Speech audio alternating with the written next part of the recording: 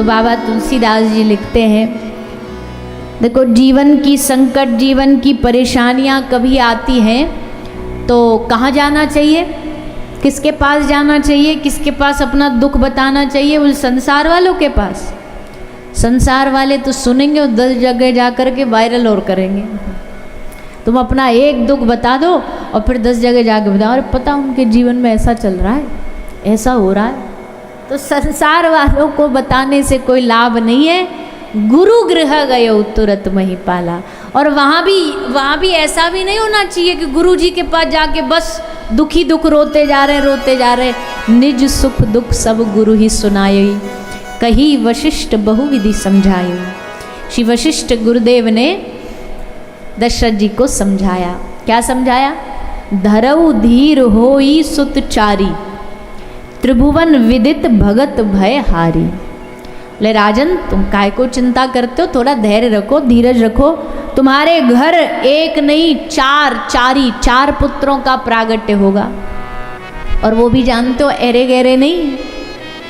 त्रिभुवन विदित भगत भय हारी, जो सारी जगत के नाथ हैं वही तुम्हारे घर बेटा बन करके आएंगे। इससे बड़ी खुशी क्या हो सकती है? बोले महाराज जी ये कब होगा? बोले तब होगा, पहले घर जाओ, पुत्र कामेष्टि यज्ञ करो, यज्ञ होगा और यज्ञ के बाद तुम्हारे घर पुत्र प्राप्ति होगी।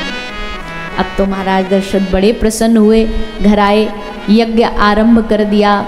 और जैसे यज्ञ आरंभ हुआ, यज्ञ से श्री अग्नि भगवान खीर का प्रसाद लेकर के प्रकट हो गए। इस प्रसाद का क्या करना है? बोले अपनी तीनों रानियों को खिला देना तो तुम्हारे घर संतान की प्राप्ति होगी। तीनों मैयाओं ने प्रसाद पा लिया और पा करके यही विधि गर्भ सहित सब नारी तीनों माताएं गर्भवती हो गईं। और प्रभु जैसे गर्भ में आए, पूरी पृथ्वी का और पूरी अयोध्या का वातावरण बदल गया। कैसे? बोले सरयू नदी में पानी नहीं बह रहा, सरयू नदी में अमृत बहना शुरू हो गया। रात्रि को मैयाओं को सुंदर सुंदर सपने आने लगे। गैया आसपास महल के घूमने लगी, क्योंकि जहाँ भगवान है वहाँ गौ माता है। पशु पक्षी सबका हृदय प्रसन्न हो गया, ब्राह्मण साधु सबका मन प्रसन्न हो गया। और जैसे जैसे समय नज़दीक आया, चैत्र का महीना आया, चैत्र का पावन महीना आते आते 9वीं तिथि आई। 9 पूर्णांक है, इसलिए पूर्णांक के दिन भगवान ने आने का मन बनाया। सब देवताओं ने अयोध्या में महल में भगवान की स्तुति करी, भगवान से प्रार्थना करी, हे नाथ आप अवतार लीजिए, आप हम पर कृपा करिए। श्री राम चंद्र कृपालु भज मन, हरन भव भय दारुण,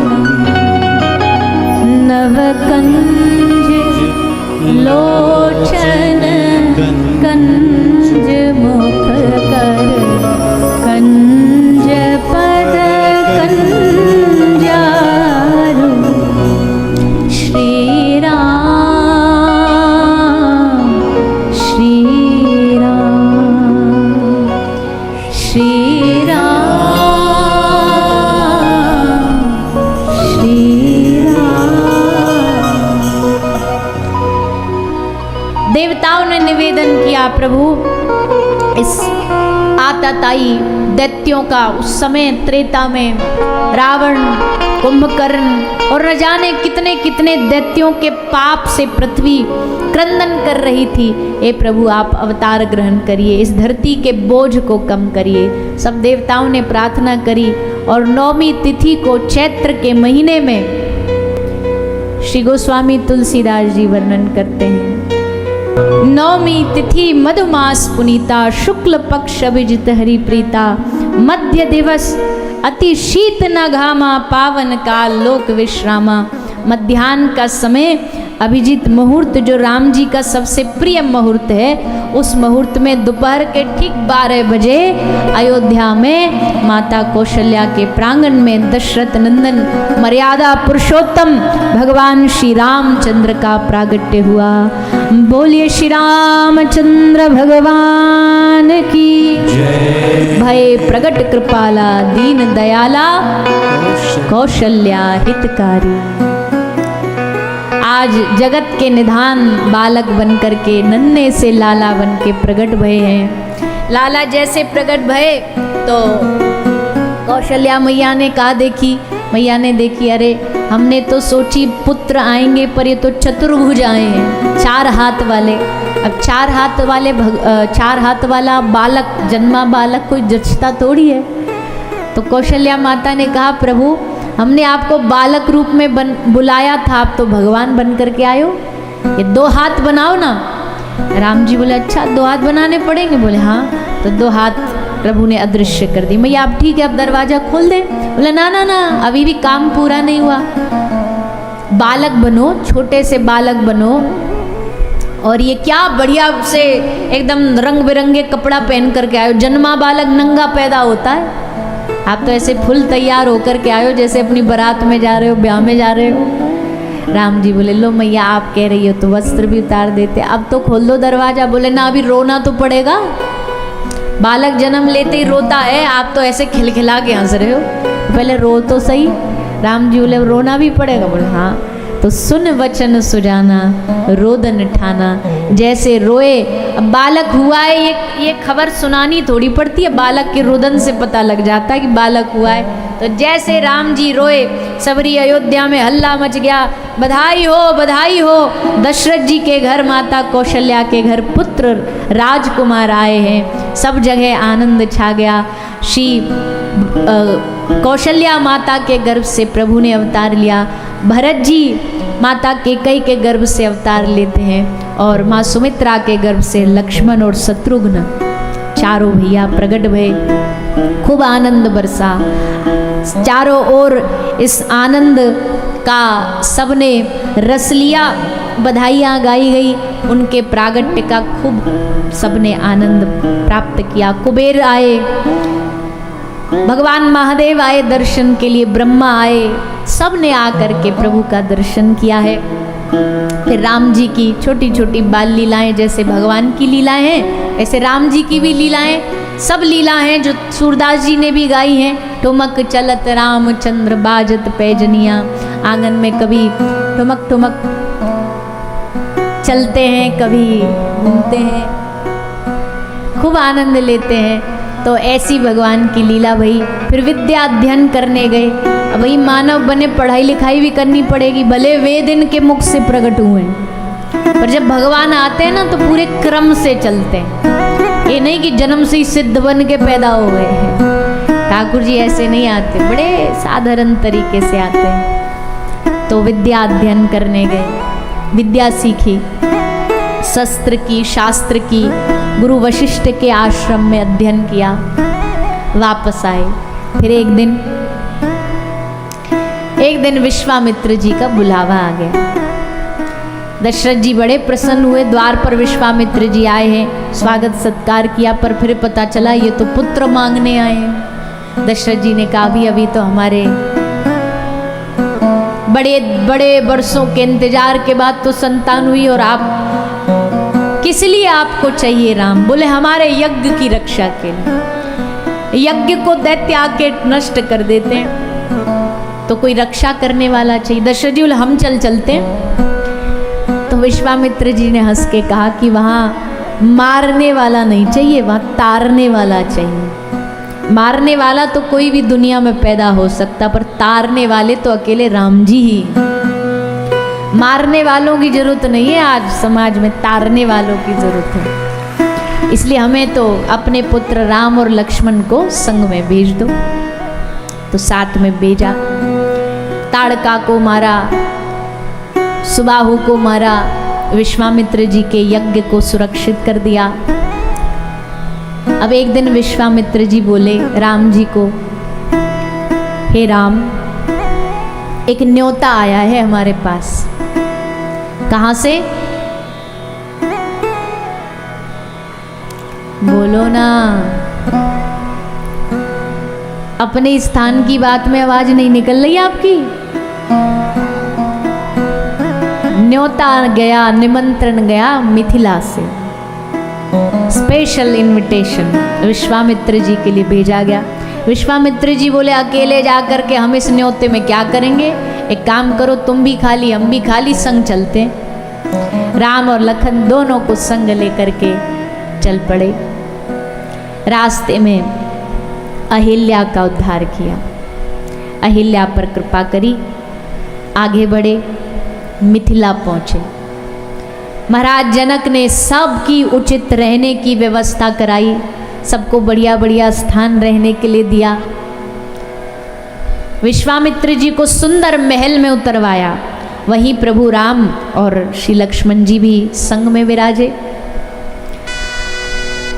अब राम जी थोड़ी देर बाद बोले गुरुदेव से, गुरुजी आपकी आज्ञा हो तो हमारा भाई लक्ष्मण कह रहा है कि जरा हमको मिथिला घुमा लाओ, मिथिला दर्शन कराओ, तो आप आज्ञा दो तो जरा इनको मिथिला दिखा लाएं हम जा कर के। विश्वामित्र जी हंस के बोले अच्छा राम, तुम बड़े आसानी से हंस के कह रहे हो लक्ष्मण को नगर दिखा लाएं, मिथिला दिखा लाएं, ऐसे कह रहे हो जैसे पहले से इस जगह को जानते हो क्या। हमारी दृष्टि में तो तुम भी पहली बार आए हो, लक्ष्मण भी पहली बार, अब हमसे पहले इस जगह से परिचित हो तो पता नहीं। अब राम जी चुप हो गए। राम जी बोले अरे गुरुदेव काहे को भेद खुलवा रहे हो, आप सब जानते हो, अब भेद खुलवाना क्या, आप बस आज्ञा दे दो। तो आज्ञा मिली गुरुदेव की और तब राम जी निकले मिथिला भ्रमण पर। जैसे निकले महाराज, सबरी मिथिला की नारियां अपनी अपनी अटारियों पर खड़ी हो गई, अपनी अपनी अटारियों पर खड़ी होकर के राम जी को देख रही हैं, निहार रही हैं और क्या मांग रही है, हे प्रभु हमारी जानकी का ब्याह हो तो इसी राजकुमार से हो। क्या सौंदर्य है, क्या गुण है, क्या स्वभाव है। सब अटारियों पर खड़ी होकर करके दर्शन कर रही हैं। एक मिथिला में नई नई बहू आई, हम इसको कभी कभी ठाकुर जी की लीला में भी सुनाते हैं, क्योंकि जब मथुरा में गए ना ठाकुर जी तो वहाँ भी ये हुआ था, मथुरा की नारियाँ खड़ी हो गई अटारियों पे। तो एक नई कोई बहू आई, वो घूंघट उठा करके ऐसे राम जी को देख रही थी, तो वहीं सास खड़ी थी। अब सास तो सास है, सास बोली अरे कैसे संस्कार लेके आई है घर से, इतनी सामने बड़े बुजुर्ग खड़े हैं, सास खड़ी है और पर्दा हटा के ठाड़ी हो गई, क्या सब लोग देखेंगे, क्या बोलेंगे, कैसी बहू आई है, जरा भी संस्कार नहीं है। तो बहू ने हंसते हुए सास को कहा अरे माता किसको फुर्सत है कि कोई राम जी को छोड़ के हमको देखे, भाग्य तो तुम्हारे फूटे जो अब भी तुम राम जी को छोड़ के हम ही को देख रही हो, अब भी तुम्हारी दृष्टि हम पे ही है, अब भी नज़र हम पे ही है कि मौका चला जाएगा हाथ मलती रह जाओगी, दर्शन कर लो, जितना निहार सकती हो निहार लो, राम जी को देखो। तो सारी मिथिला की नारी देखती हैं। फिर राम जी आगे बढ़ के पुष्प वाटिका जा रहे हैं। पुष्प वाटिका में जैसे पहुँचे तो क्या हुआ, बाहर एक माली खड़ा था। माली बोला जय जय आप भीतर नहीं जा सकते। लक्ष्मण जी क्रोध में आए, बोले कैसे नहीं जा सकते, जानते हो कौन है ये, राजकुमार दशरथ नंदन अयोध्या के राजकुमार हैं। माली बोला जा तो सकते हो, पर हमने रास्ते में आपके चरणों के नीचे फूल बिछाए हैं, हमने आपके चरणों के नीचे फूल बिछाए हैं। तो बोले बिछाए तो इसलिए हैं कि आपके चरणों के नीचे वो फूल कमल का काम करें, लेकिन आपके चरण इतने कोमल हैं, इतने कोमल हैं कि हमें लग रहा है कि कहीं कमल के फूल भी आपको गढ़ ना जाएं, इसलिए हमें ये सोच करके डर लग रहा है।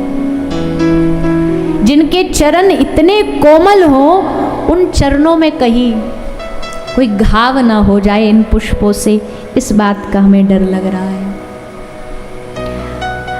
हमने अभी अभी जन्माष्टमी पे एक भजन गाया था, मतलब ट्रैक गाया था, उसके शब्द एकदम यही प्रभु के चरणों से जुड़े, उसके शब्दों में यही भाव है। सेवा करूं चरणन की कैसे, फूल से कोमल इनके पाँव, पुष्प चढ़ाए डर लागत है, पुष्प ही ना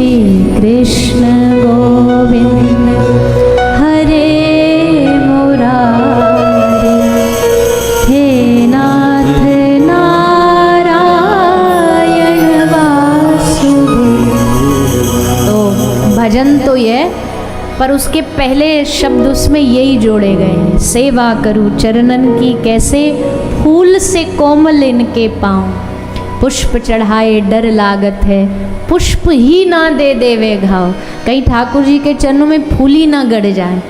तो माली कह रहा आप भीतर नहीं जा सकते, तो लक्ष्मण जी कह रहे हम चले जाएंगे, तुझे चिंता करने की जरूरत नहीं है, हम फूल हटा देंगे वहाँ से। बोला फिर भी नहीं चल पाओगे, क्यों नहीं चल पाओगे? बोले माँ जितने भी बगीचे में भंवरे हैं ना, वो कमल को छोड़ करके भ्रमित हो जाएंगे कि असली कमल वो है या इनका मुखमंडल है। सबरे भंवरे इनके मुख के सामने मडराएंगे, ये आगे बढ़ ही नहीं पाएंगे। तो राम जी तो जानते हैं ना प्रेम की भाषा। राम जी बोले माली से, तो भैया कोई समाधान बता, तूने समस्या तो इतनी बता दी, पर एक आध समाधान भी तो बता। इतनी प्रॉब्लम है तो सल्यूशन भी तो कोई होगा। क्या जा सकते हैं हम मंदिर? बोला जय जय सरकार, एक ही तरीके से जा सकते हो। इस मिथिला में वही चल सकता है जो हमारे किशोरी जी की जय बोले, तब फिर रास्ते में कोई रुकावट नहीं आएगी। लक्ष्मण जी बोले तो तू क्या चाहता है, ये जय जयकार करें किशोरी जी का? माली बोला हाँ हम यही चाहते हैं। राम जी बोले अरे भैया अब हम तो संकोची हैं, अब हम सबके सामने कैसे बोल देंगे? अब ये ब्रज वाला कन्हैया थोड़ी जो हर जगह किशोरी जी की जय जय करता घूमे।